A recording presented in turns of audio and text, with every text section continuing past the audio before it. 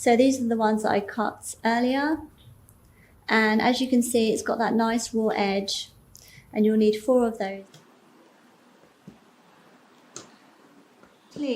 There's a number of ways you can do it. You can follow the outsiding up for your crystal, and that really wants to sit in the middle. But again, you know, if it's slightly out, I wouldn't worry too much about it.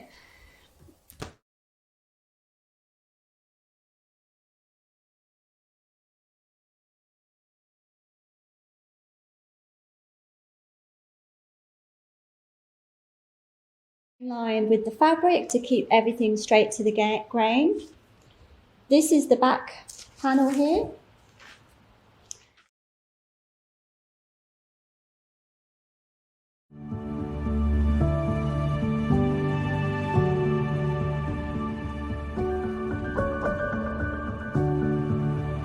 Or, you know, where you need to go for these central points. And just separate those threads a bit more, just so it doesn't look too blocky here. Back. So going into the fabric.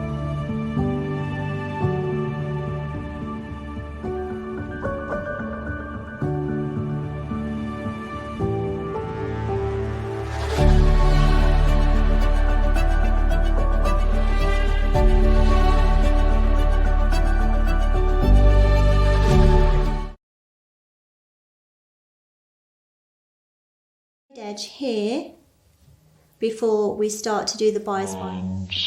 The variety that you can choose from